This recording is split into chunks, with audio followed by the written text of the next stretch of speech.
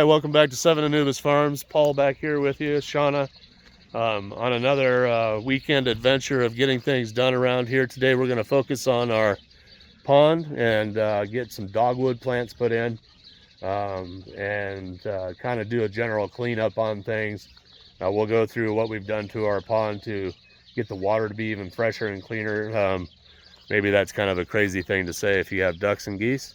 You know that they're really dirty in the water, right? They just create the biggest muck. But if you do some things, you can use things like muck tablets and things like that to keep the muck down and give them fresh water all the time in there. It's really not that bad, but there are some things you really kind of need to do.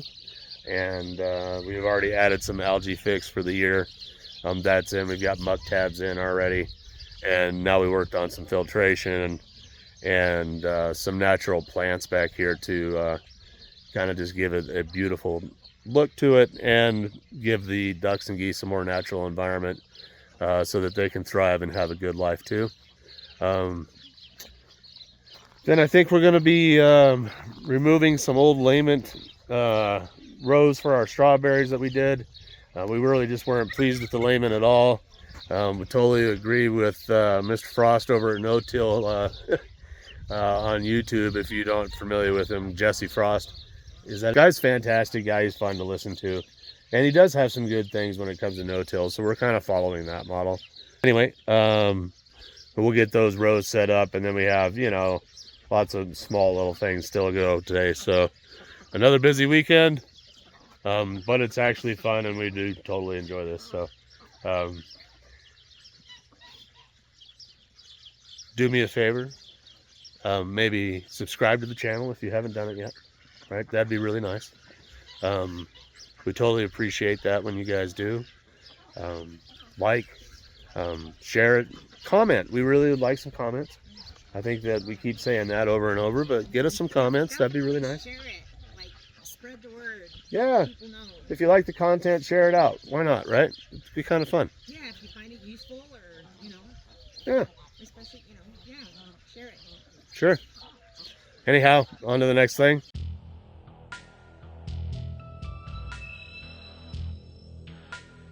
So the piglets, the Magnificent Seven, drank some water this morning, and now they are playing with the fresh straw because they like to play with the straw. They like to root through it and chomp on it and stuff. So they are all doing really, really good. And then let's check out the Fantastic Four over here. They are sleeping because they're a week and a half, 2 weeks younger. And I'm pretty sure Mommy just fed them a little bit ago, so we are sleeping. We like to sleep. And they got plenty of straw in here to stay warm because it still does get a little bit chilly at night, but between the straw and Mommy, they all stay really nice and warm. It is a little drafty in here. I mean, there's some holes we could cover up, but it's better than them just being outside in, you know, I know a lot of people think it's more natural to let them just let the pigs farrow on pasture and, you know, all that, but it's just too cold in the spring in Colorado, you know. That, and if you have the facilities, why don't you? Well, yeah, exactly. You know, as soon as we get we're gonna get some new hog panels to put on the corral, and then once we get those up and the fencing's a little more secured, then we will open up the farrowing cages, the farrowing pens, and then everybody can just free roam. And then I'm pretty sure, you know, they're gonna sleep wherever Mommy sleeps. So if Mommy's come back in the barn and go to sleep, then the piglets are gonna follow. Oh, hi Navani. Speaking of Mommy, what'll be interesting is letting them both out at the same time and see if the same piglets go to the same mommy, or do they all just kind of get into one big huddle? Oh, I don't know. Yeah, no, I think, I mean, they all know. I just wonder because Navani and Lift are so close. Right. But they may just lay down in the same pen together, and you may get all 11 piglets just kind of all piled up. Right. Yeah. So I don't know. I'd be kind of curious. Yeah, I'm interested to see, like, you know, are they going to still, you know, sleep individually because they want to, you know, protect their piglets? I don't know. Like, these are my babies, and, you know, I want to be with my babies. That'll be cool to find out. Those guys are a little small, probably running around. Yeah. But the Magnificent Seven can. Yeah, they definitely can. Oh, where are you, little turd? Are you little turds trying to get out? Yeah, we blocked you. Ha ha. You can't get out now. Oh my God, they are so adorable. I can't stand it. Just freaking adorable. All right, so that's our little piglet update. Everybody's doing good. Here, hopefully pretty soon, Tractor Supply will call and tell me my hog panels are in and I can go pick them up. And then we can get this corral fence changed out, because they have actual cattle panel up, and so we can't, the piglets will escape through that. So we got to get the hog panel with the smaller smaller slots on the bottom. Pig pile! What is that? What? Horace. Is there a Horace in here? Hi, Horace. Would you like to be in the pig video? There's my boy. There's my boy. Hi, buddy. Horace is our bestest cat. Yes, he's our bestest, friendliest barn cat. We can't hold him, but... We should walk over and show him our ducks. Oh, yeah. Guineas, maybe. Oh, my gosh. One of the guineas laid an egg today. That's exciting. So, they need to lay a few more so that we can, I can maybe make some more guineas, because sadly, the purple one and the black one here, both are lame, so we're gonna have to process them, so that, because we can't put them in with the chickens or the turkeys, because they will get picked on. So, but this little girl here, is that my girl? Yeah, that's my girl. This little girl here is good. And then we've got the white male and the black male. So we will get them all taken care of. So they're good. Glad they laid an egg. Oh, hi, silly. So just come over and see if we can look at the ducks without them. Ah, Horace, you're gonna kill me. So here's the duckies. They are getting so big. Well, if I can get this stupid gate open so we don't have to look at them through the... So the guy with the one back there with the white head, that's the one we've named Oddball, because it has the least amount of black feathers. So, but everybody here is doing good. We still have the heat lamp on them because they're not fully feathered, but the ducks just get way too big to stay in the brooder very long. So even with it being kind of chilly, we put a heat lamp out here and brought the bigger ducks out here, and they're all doing really good. Actually, honestly, here in the next couple days, we're going to have to move. We're going to have to move the other 5 ducks that we have in the brooder, because I have 42 chickens getting ready to hatch.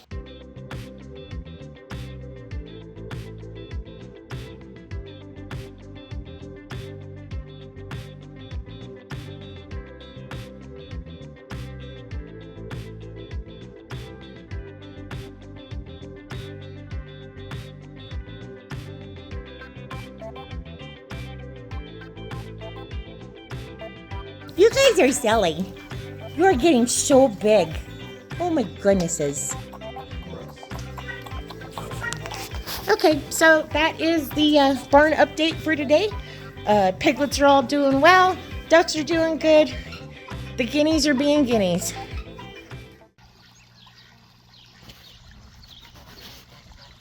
Spring cleaning of our pond is finished up for today, plus some planting. How many dogwoods did we just put in? 25, right? Yeah, 25. 25 of these nice looking dogwood. It's the, what's it called? Red something cedar dogwood. Oh, I don't remember. I don't remember. It's red dogwood, right? As opposed to the green varieties, right? Anyway, this stuff grows pretty native here in Colorado. Actually, we have a big stand of it on our property already. So anyway, the pond's a little murky, but we're getting that handled right now. We're getting some extra flow on it, putting in some fresh water. We've also installed a UV filter. But anyway, we put in 25 dogwood across here. This should really fill in really nicely. In a couple of years, this the whole back arch of the back of the pond will be covered in red dogwood. It'll look really sharp. We also put in a UV filter, like I said there, and that's that thing right there, that little green box. So there's a pump that goes down. I'm getting a better little system for that. You can see it's sitting in kind of a bucket right now. But anyway, it gets pumped into that little box, and a UV light shines on there, and that should really help with our algae issues that we have with this pond. There's really no shade, right? So the pond is always getting bombarded with a lot of sunlight, and that creates a lot of algae. That's just how it works, right? And the pond's only about, probably 4 foot at its deepest, right? So it's not super deep either, but the more aeration you have going, the better. The waterfall is right back here as well, right below this big flat rock you see right now. But anyway, we got it all straightened out, and then we put in on this far side over here. I'll take a little more shot here.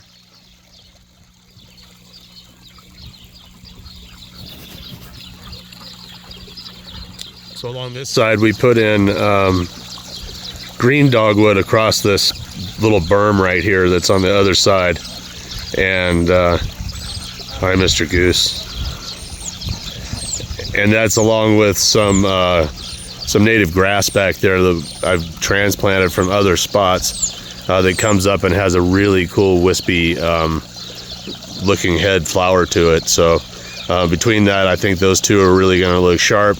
Then I think we're also going to try to put in that milkweed plant over here somewhere, probably, right? We're also going to put that milkweed plant in here somewhere, right? Yes. Oh, sure enough, look at our duck over there, having a ball trying to play with the straw. Yeah, it's okay. It's just mulching straw. We'll fill some more in. We've got a whole bunch of it this year, so. This is all part of our big war on the goat head sticker plant. Like I said before in another video, I think I'm going to do a whole video on the goat head sticker plant and, you know, its evolution and history and how to decimate it. But all our ducks and geese now are going to have even better place to be in. We also brought in some new deadwood, right, and try to give this whole pond an actual like a real pond feeling to it, right? Not really a swimming pool, not just a big, you know, plastic tub full of water. Really give them a natural environment the best we can.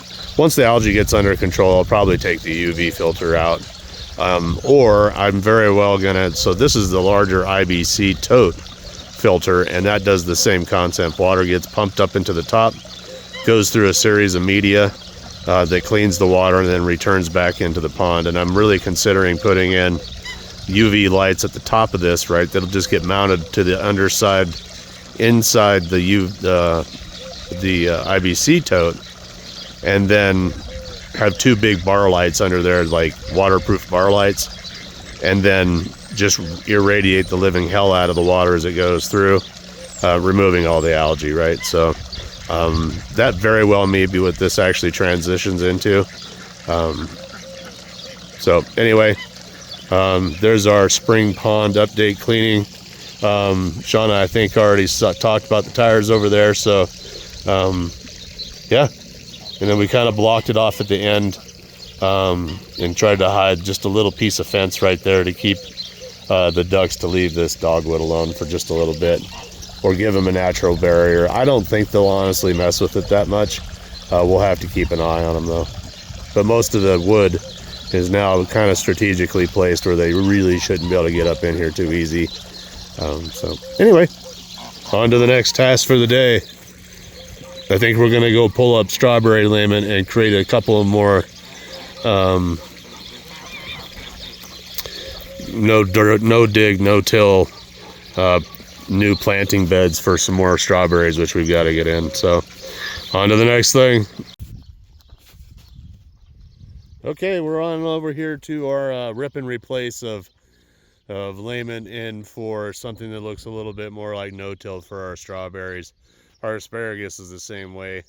We used a different mulch for our asparagus last year.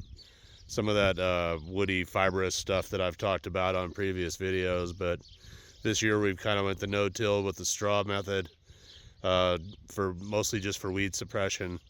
Our soil has actually got a fairly good drainage level, right? So it's a mildly sandy soil, if anything, right? So we don't worry about drainage as much, but it will help, you know, keep the weeds down. You know, mostly that's all we're using it for, because, you know, weeding is not the funnest thing. But here's the reason we don't like layment, and this just happens, right? It just kind of shreds over time, and we've only had this in for a year and it was already getting bad. We found out that it really just wasn't even working the way we wanted it to, right? So you can see all this is a lot of weed in here, a lot of dandelion. I mean, call it what you will, dandelion isn't exactly what you want in your strawberry field. But this is a good example of the weeds that were actually in the layment. Giant stuff, and then this really pervasive garbage weed. I don't know what the heck it is, but as you look down the row here, that's where the layment was, right? So it really wasn't providing a whole lot of weed suppression in the first place, which is the reason that we had it. The little plastic fibers go everywhere.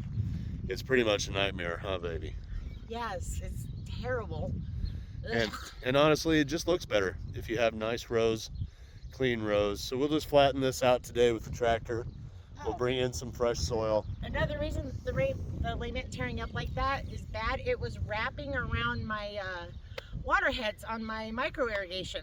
Yeah, and it does that when you're weed eating or using a mower. Yeah. Stuff gets caught up in anything that spins. It's just the worst crap ever. And I completely agree with some other people on YouTube that, you know, the gardeners and farmers, that it's just the worst way to go. Now, you know, maybe over here you can see that we still have some on the very edge of our area over here for the asparagus, right? And I think that might make sense in a spot where you know you're never gonna need to run a weed eater or anything else right along that tree line.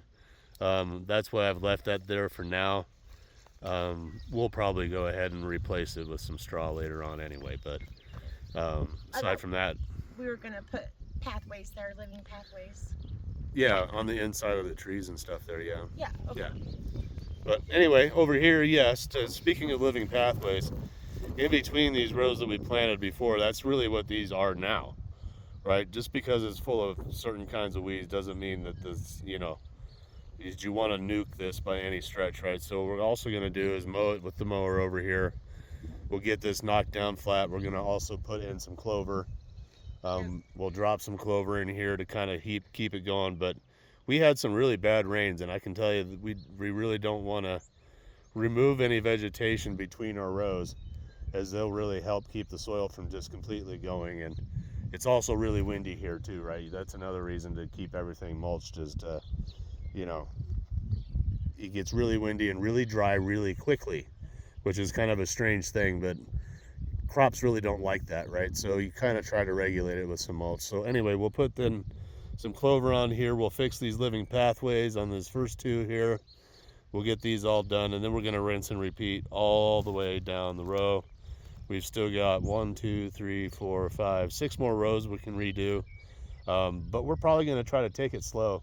I only ordered about 160 strawberries this year.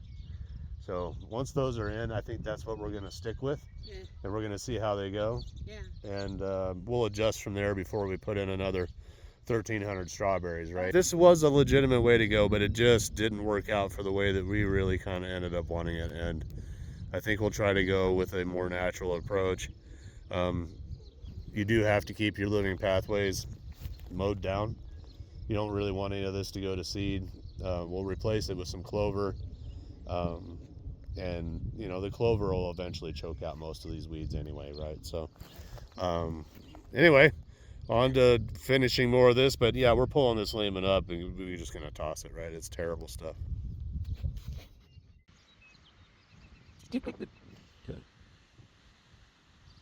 All right, let's take a quick peek at our asparagus real quick. Looking pretty good overall. This is year 2 for the asparagus. You really don't even harvest anything until year 3, so this is a year of growth, but it's doing real well. It's got 50-some trees, but back to the beds. So these are what this final bed, we just need to get the water on here like this. Then these are all spaced out with drippers on an automatic timer. But this is the transition to the type of bed we're going to do. And the one that we actually finished. Yeah, just got to get rid of that layment. And then, so all we did was pull up the layment like you saw before. Dropped in some compost potting mix that we get from one of our local distributors. And then we put straw down either side. And then the living pathway will be in the middle here, right? So to the right of this bed will be a living pathway, followed up by the next line. And then we'll, like I said, we'll plant in something, probably clover, along, and we'll just keep going down the row as we go. But yeah, don't laugh, the line is not incredibly straight. The original wasn't either, so we're just kind of putting stuff where the other ones were. Believe it or not, you got it somewhat straight, but that's all you got to do. And now we're ready to put some more strawberries in, and we'll bring the water line back, like I said, and that's it. We've also managed to get everything cut back here. This is still the work that needs to get done, of course, but in the back, all the weeds are all gone. Between those 2 pine trees there, actually, I think they're junipers. Between those 2, we're going to put in some Osage orange, and then off to the right side of that juniper there too as well. And we're going to put in about, I think there's 15 Osage orange bushes, which are kind of a great big bush that will eventually form kind of a hedge back here. And they kind of have prickly thorns all over them, right? And they're supposed to be kind of a natural deterrent to cattle, which do run sometimes down this way from a field up to the left over here. We've caught them down here a couple of times, just kind of cruising around, not being destructive or anything. Folks that own them are really good folks too. As far as we know, they seem like good people anyway. And anyway, that'll just kind of keep them from coming up wandering in here. All right, well, we're wrapping up another wonderful, glorious day here on the farm. Thanks for being with us today. Really appreciate you guys watching until the end of the video. You know, like I said at the start, though, subscribe if you can. Let us know how you like the content, what else you'd like to see on our farm. Be interactive with us, let us know. But thank you for being here, and we'll catch you next week.